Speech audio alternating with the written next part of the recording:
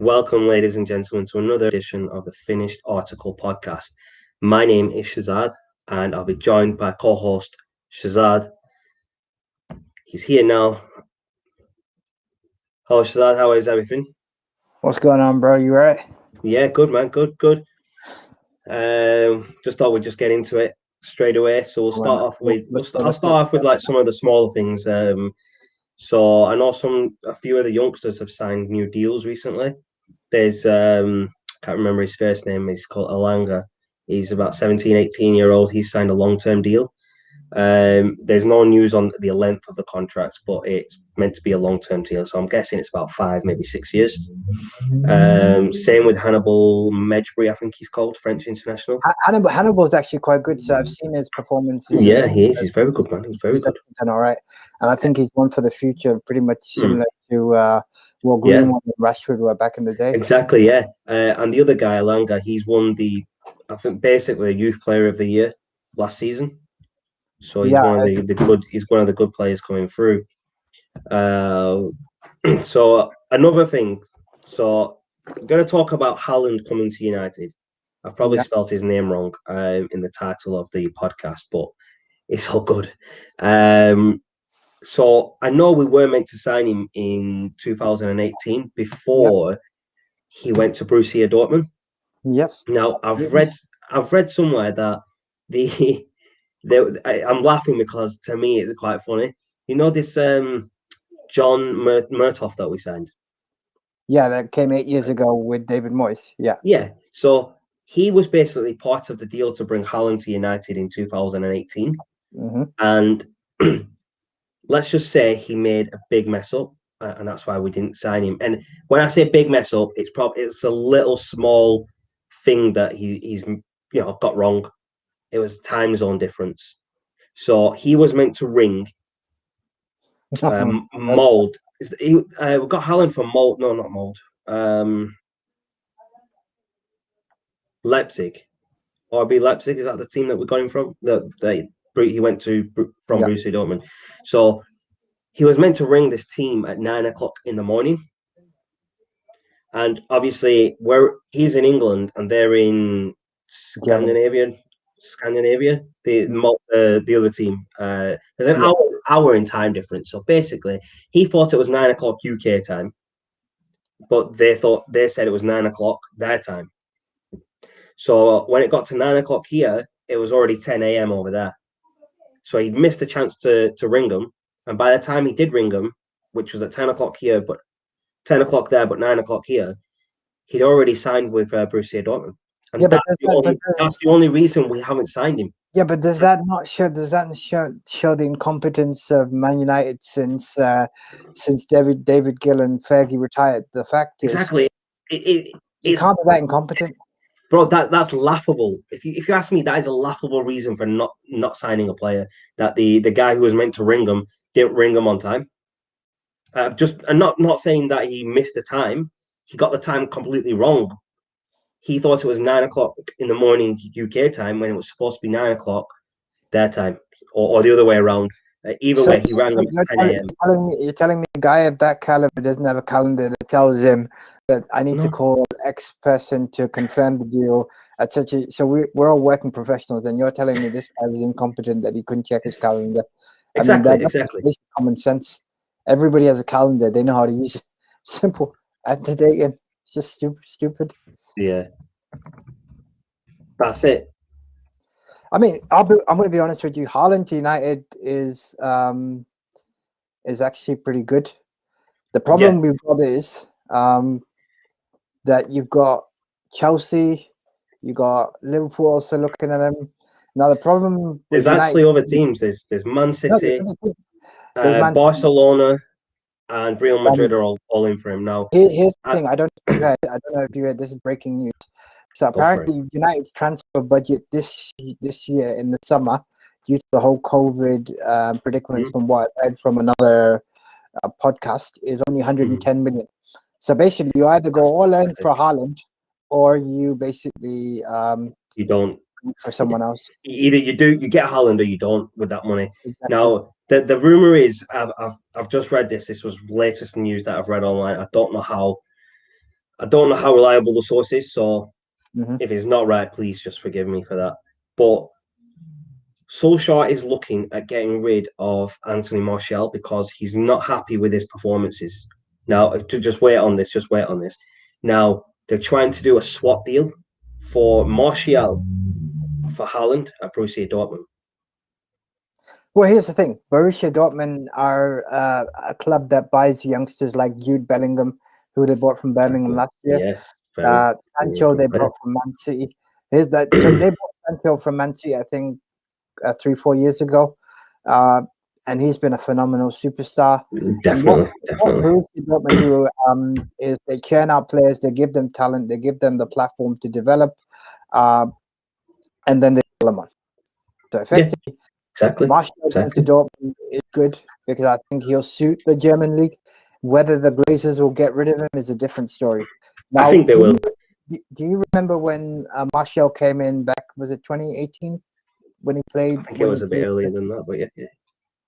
Either way, his first goal against Liverpool, you saw the skill, run inside and score. Now, if you look at how he's progressed since, either through Van Gaal or through Mourinho or now through Ole Gunnar Solskjaer, you've seen the guy has talent, but the problem is because United don't have a style, you're shifting him, you're changing him. He's either on the left, he's in the midfield, or not. I know where you're coming from. He's not getting a consistent position, which is hampering his form, basically. The biggest problem I have with Martial, I think a lot of people will say this, is I don't like his attitude. So yes, you lose the ball, just shut up and run back and get it. Now you saw how he doesn't do that. He drops his head, he drops his shoulders. He acts like you can tell by his body language that he doesn't really care. The one thing about him is he hates competition. So if you look at him, if Cavani's running around like a soldier, running back, and he's like, what is he, 36, 37, bless him, and he's running around like a soldier. And the problem I have with Martial is he doesn't read the game properly. He doesn't read the game, like make the runs that he should. So he's like standing there waiting for. It's like, I'm here. Start making some runs so that people can like pick you up. He's like a Sabutio player, bro. He's just stood in one place waiting for the ball. Do you get what I mean? He's like that's the only way I can describe it. He's like a Sabutio player. And there's another thing I read earlier. Van der Beek's not happy at United. I don't blame him. Now he's had one season at United now, and he's played about 11 games, I believe, and he's had 2 starts in the Premier League. He's had 1 goal and 1 assist. Still a young player. But coming from Ajax, I think he was expecting more first-team football than he's actually had. And due to that, he's actually going to ask to leave United in the summer. All right, let me break it down for you. I completely agree with what you just said. But let me counter that argument. You have got a gem of a player there who you know, instead of playing McFred, i.e. McTominay and Fred, McFred partnership, you easily play him alongside one of them. Now, I reckon he will probably hang back and seek assurances in the summer if he's not going to get him, because trust me, I heard a rumor that he's Bruno's replacement when Bruno doesn't play. But guess what, bro? He hasn't been. But if you look, there have been some games where Bruno has not played and Van der Beek's not played as a replacement for him. Now, the other part of the news that I read about him is that he's unhappy, and Aston Villa are looking to sign him for 35 million. Yeah, we just paid 49 million for this kid, bro. We won't be selling him at a cheap price just now. You don't go from Ajax and getting to the semi-final of a Champions League the previous season to United, then to Aston Villa. That's never. It doesn't work. But it depends on where he's going to get first team football. If it's not United, he probably will leave. No. That's the truth. I get you. It's frustrating. I'm frustrated because I want him to play. All I'm saying is I would give it to the summer, because I'm saying, look, Ollie, you got a gem of a player. Now, do you know the type of manager Ollie is? So I don't know if you saw the game against who do we play? West Ham. Guess what? We didn't make any subs during 90 minutes. Does that not tell you we are screaming for? We have a problem with depth. You're bang on, bro, bang on. So use them. If you got okay, I'm not saying they're the best, but the problem is Ole Gunnar Solskjaer, I'm going to give him credit because he's cleared out majority of the deadwood apart from Phil Jones, who I don't know how he's still making a living at United. When was the last time he actually played in the first team? I can't even tell you that, and that's the problem. He's a player that we've had for so long. I mean, I think he was one of Fergie's signings back in the days, I actually watched him play. I watched United play Blackburn Rovers at Ewood Park, and I watched Phil Jones play that day, and he actually got man of the match in that game for Blackburn Rovers, not for United. He wasn't even a United player. Man of the match for the expressions he puts on his face, or I think the game actually ended 0-0 or something like that. United didn't even score, but United bought him based on his performances at Blackburn, which at the time I think Blackburn. they were in the Premier League, but they were signed by the Venky's owned them, and then obviously they've been downhill since. Yes. And that's a whole nother video, and we will go into that eventually. Now, with Van der Beek, I don't think United should sell him. No. Only because he's been there for one season. He's still young. He's very, very talented, and you can see that. He needs a consistent run in the first team. That's his main issue. I think if he had a consistent run in the first team, maybe alongside Pogba and Fernandes. So you've got Fernandes, you've got Pogba. Yeah. Put Van der Beek in the middle of them. Perfect. Put him in the middle. Let him gain that experience from Pogba on one side and Fernandes on the other. Imagine the type of things he can learn from these two players, and imagine what type of player that could make him for United. You know, the funny thing is, everyone was complaining that he's not fitting in. The problem is, and Ole, I think, starting to realize this, is a guy who played consistently last season has now gone from starting every game, not playing. Now, the games he has played, why do you think he struggled? Because if you keep taking him in and putting him in, he's not going to be consistent. It's the same thing when you start a car engine or you go for a 5K run. If you don't do it consistently, your body's obviously going to struggle. Exactly. They need to. He needs a consistent run in the first team. Absolutely. I think if he got a consistent run in the first team, maybe let's say 5 to 10 games. Yeah. You know, let's say City win the league in the next couple of games. Mm-hmm. United are looking likely at finishing second or third. Either way, they've probably confirmed Champions League football with a couple more wins. Probably, yeah. Then you've got games to, give these players a chance. Because if we've got second or third place, doesn't matter which is which. If we get second, if we get third, we've still got the Champions League in the next season, right? So why not give Van der Beek a chance in the team? Let Fernandes have a rest before the Euros. Play Van der Beek. Play like Hannibal Medjugorje.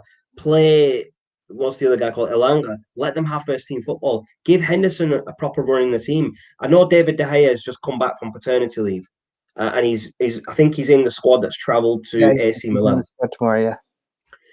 It's just crazy. So, I mean, just touching on that, there's been some updates on Paul Pogba that he's actually travelled with the team today. Yeah. So he's travelled with the team. I know Van der Beek's travelled with the team. Martial's a no-go. He's picked up an injury in the first leg, which he hasn't been able to recover from yet. Cavani was due to travel with the team, but he's actually pulled out. Yeah, he pulled up in the final training session before they were due to fly out. Yeah, so. He's had some type of reaction to the final training session, which isn't good. With his age, you do get his body's probably not as in the shape it should be, especially playing top flight football for as long as he has. I got to be honest with you, Cavani, they missed an opportunity. So at the start of the season, when he was fit, they should have been playing him then. So as I've always said, Cavani isn't going to play 90 minutes anymore. Bring him on in the first half or start him in the first half. Let him have his impact. And towards the second half or mid of the second half, take him off. The problem is he played against Crystal Palace after, I think, 6 or 7 games out. And we drew that game. And then he got injured again. So he didn't even play against City. He didn't play against West Ham. He didn't even play the first leg of the AC Milan game second leg. Exactly, bro. It's just madness. Tell me about it. But I'm quite positive for tomorrow. Why? Because United have to go out there and score. And I know for a fact that Milan are going to score. So the ties 1-1. If Milan score and we score, guess what? It's going to extra time. So really, which we don't want on United to just go out and just go all guns blazing. I think this week is crucial. You've got the FA Cup game on Sunday against Leicester, which we'll be covering later on. But you've also got the Milan game tomorrow. So I think for us, top 4 is pretty much secure. Now we just literally, I think, Ole needs to bring a trophy home this season, because finishing second is similar to what Mourinho did 4 or 5 years ago when he was here. He finished second and he said finishing second is the best thing. Well, guess what? It might be the best thing for you, but we're Man United. We're used to winning. So I think we need to get the problem is the mentality that players has been so shocking. I mean, Maguire, like the last minute goal against the AC Milan was such a sucker punch. Now it could have been far worse. We could have actually lost 3 or 4-1. So I'll take that with a pinch of salt that we've got. Yeah, definitely. Opportunity, but we've got to improve. Oh no, we definitely need to improve. Now, whilst you were talking, now just reading up on the issue surrounding Donny van der Beek. Yeah. Now, there's Solskjaer put it perfectly. There's always speculation about players that aren't playing first team football. So Solskjaer has gone ahead and said there's always speculation. Donny has been focusing really hard and is working to get back to be available for the latter stage of the season. That's the focus. So, like we said, it looks like Solskjaer is going to play him towards the end of the season in those games that we don't really, whether we win or lose, it doesn't matter because we're going to finish first. Well, we're going to finish second or third. And other people have actually been talking about it. So there's what Solskjaer said has just been repeated basically by Ronald de Boer. He's basically said there is no truth in the fact that Van der Beek wants to return to Ajax. He hasn't asked United to leave because he's been focusing on recovering from his injury. And thirdly, he's happy at United, and as it's one of the best clubs he's worked at. Did you by any chance catch the article that Van Persie released? I think it was on the MEN News. So basically, Van Persie, before Van der Beek joined, told Van der Beek that, look, at Man United, there's no such thing as a free ride. So in kind of way, I put it 50-50. So Van der Beek's an intelligent guy. He's got to realize that Man United are not going to play the Ajax style of free-flowing football. Yeah, I know what you mean. Currently, right now, because we're still rebuilding. So what he needs to do is when he gets a chance, he needs to try and work with Bruno and Pogba to figure out a system that works. Right now, what we're doing is we're getting scrappy wins, which is the same thing City do. Yeah. And the games we should win, we're just inconsistent. Like the West Brom definitely was annoying. The West Ham game yesterday, not yesterday, apologies, on Sunday. Trust me, that was like a snooze fest. I fell asleep halfway through that. That's how bad it was. To be fair though, we won 1-0.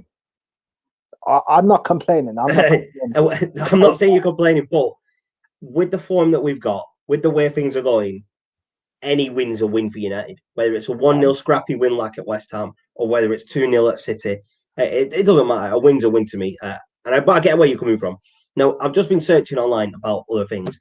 Now, there's another podcast that I'm not going to mention the name because I don't want to be promoting other podcasts. Don't want to be going into that.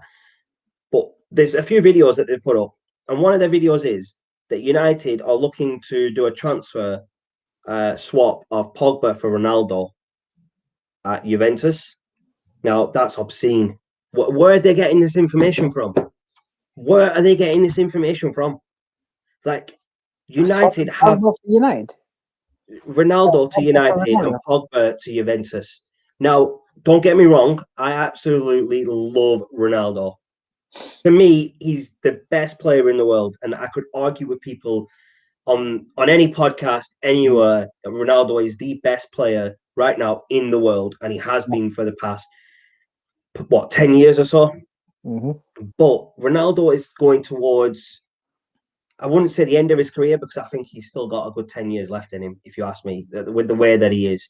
But Ronaldo is not going to be going from United to Real Madrid to Juventus and then back to United. I mean, he loves United. He said it himself. He loves it. Now, Right. every season, I see a rumor that Ronaldo's coming back to United. Ronaldo's coming back to United. Now, at the start, I thought, yeah, let's get him back. Let's have him back. Who wouldn't want Ronaldo in their team? He's been getting better year on year, and he's getting older, and he's just getting better and better. It's like fine wine. He's just getting better and better the older he is. But you have to see it from Ronaldo's point of view. He's done everything he could at United. He won every trophy he could at United. He did the same at Real Madrid, I believe. Yeah. And now his next goal will be to win everything at Juventus. So the La Liga, I think he's already won, and now it's the Champions League and the other cup. He's won everything at Juventus, barring the Champions League, and that's it. And once he does that, he'll be leaving. He'll eventually leave. Now, why he's 37 now? He's around the same. He's about the same age as me. He was born in the same year, I think. But he's what? He's 37, yeah? He's not going to be coming back to United at the age of 37. Well, if you ask me, forget about him just coming back to United. His wages alone before tax and everything, I think you're talking about 600K. So if we can't afford his wages, man. He gets paid like £1 million a week or something crazy, man. And that's including image rights, sponsorships, and his wage. He gets paid a lot, man, to do what he does, and he does it the best. Now, on the other side of that argument will be, why let Pogba go? For someone who's 37 years old, why would you want to swap Pogba for a 37-year-old? And I'm saying that it's Ronaldo, yes, but why would you want to swap a 20-odd-year-old for a 37-year-old? I'll tell you what, the Pogba conundrum is really good because Mino Raiola is all you got to do is it's really simple. You got to sell Pogba the dream. Now, if you tell me, right, I'll be honest with you. If you tell him Haaland's coming, I guarantee you the guy doesn't go anywhere. Guess what? Your midfield Pogba's not going nowhere, regardless of who we sign. That's my honest truth. Now, and he was actually promised. No one can afford him. That's the thing. Pogba has been promised that United are going to sign, I think it was Jack Grealish or Declan Rice this coming summer. Right. Okay, I think that United have promised Pogba that we are going to sign one of these two players. Let me ask you a question. But why? Why do we need these two players? It's just another midfielder put into the team. Now, go for it. I'll let you speak before I go on to that. That's another thing. I just want to end this point. So I love Grealish. I think he's a sick player. He's done well at Villa. And I also think Declan Rice, not bad. But the problem, like you've just highlighted, is you've already got too many midfielders. So what I would do is... got a squad of midfielders, bro. I mean, yeah, exactly. I mean, we don't have anyone up front. We don't have anyone at the back, but we're blessed with midfielders. I mean, you know what? We have the worst goalkeeping situation as well. So you've got David De Gea, who's our number one, but we're paying him $375K a week. You've got Henderson, who's just signed a 6-year contract, and both of them are vying for number one. You can't have that. No. I'll tell you why that's a good thing. Okay, we've just signed Henderson to a 6-year deal, yeah? And De Gea is at the moment our number one goalkeeper. Mm-hmm. Right? Now, if, like before, we didn't have a second choice goalkeeper like Henderson, I mean, Henderson's brilliant. In the games that he's played recently, whilst De Gea's been off, he's played well. Yeah. But if you look at it, if we didn't have Henderson as a backup, like he was on loan last season to Sheffield United, and our goalkeeping situation was terrible. We had De Gea as number one, and then we had who did we have? I mean, Sergio Romero hardly played because Sergio Romero was our cup keeper, and the funny thing is, the guy's still on our books. He's out on loan right now. Is that right? No, he's still on United. He's still at United. Bloody heck! So he's just sat there collecting a wage, bro. You got Lee Grant, you got Sergio Romero, you got Henderson, and you got De Gea. You've got 4 keepers there. You don't need 4 goalkeepers. I mean, yes, you have David De Gea, and you have a backup that you rely on when De Gea is not available, which is Henderson. Now, what I'm saying is having them two both fighting for the number one jersey is brilliant because it's going to push the other to do better when he plays. So David De Gea knows if he makes too many mistakes, he could be replaced by Henderson in the next game. So that puts pressure on him to do better at United. And the same the other way around. If Dean Henderson's playing, he knows if I make any mistakes, I'm not going to get another opportunity to take that number 1 jersey from De Gea for a while. So he has to be on point. So that puts pressure on both of them from both sides to play well, which means for United, we've got 2 goalkeepers that are playing at the top level for United, which to me is what we need. Yeah, I don't disagree. I'd agree with that. I just think they each need to test themselves out. I think, the funny thing is, Alex Tellers is a good example. He came in, and Luke Shaw has been a revelation. He said, "Nah, I'm not." He's brought out the best in him. I mean, since Tellers has come in, Luke Shaw has had the best season he's had at United. This season's been his best season. Look at some of the things that he's done. He owns that left wing when he plays. So why can't the same happen for Martial? You think, okay, Cavani comes in and Martial should raise his game, but instead what he's doing is he's. Do you remember? The thing is with Martial is mentality. Luke Shaw has the mentality that I want to be playing games, and we've got another player who can play better than me, so I need to play better. Nicholas Anelka. Oh yeah, they used to call him La Soak every time he used to get upset. I think that's Martial 2.0. He just gets upset every time someone tries to challenge him. I get where you're coming from with that. I do definitely. But Martial hasn't got that mentality that there's other players here that if I don't play well, I'm gonna get pushed back on that pecking order, which he has done. If you look, Cavani comes in and he plays well for his age. He plays well in the team. Do you know what I mean? I mean, then there's Rashford, Greenwood, and I'm sure there's other players that could take Martial's spot in that team if he doesn't play well. Especially people from the under-23s or even the youth squad. There's a guy. His name's Amad Diallo, and there we go. There you go. There we go. Amad Diallo, and let's talk about that kid for a bit, bro. Let's talk about him. So he made his debut for United in the United versus Milan game last week, I believe. Yeah. And he came on. He scored a goal on his debut with a backwards header. I was actually watching the goal earlier. I was watching it, and it was to see a young player on his debut to score. It happens a lot at United. That's all I'm saying. Rashford did it. Martial did it. Van Persie scored on his debut. Wayne Rooney scored on his debut. It's just a trend at United to come on and score when you debut. No. The best bit was, you see how excited Fernandes was when he Fernandes was buzzing. Fernandes was buzzing. He's like, yeah, get him on the pitch, man. He can read my passes. He knows the game. He's intelligent. He reads the game, and he knows how to finish. I mean, that finish is epic. Yeah. That's true, bro. That's very true. I'm going to try and see if I can get that footage up. Yes, we've got it here. Give me a second.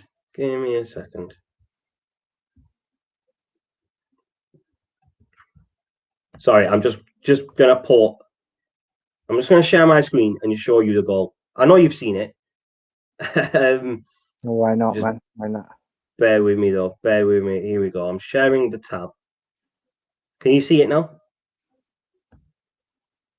I cannot see it just yet. Give me a sec. It's off, that's why. There we go. Here we go. So I am going to show this. Let's have a look.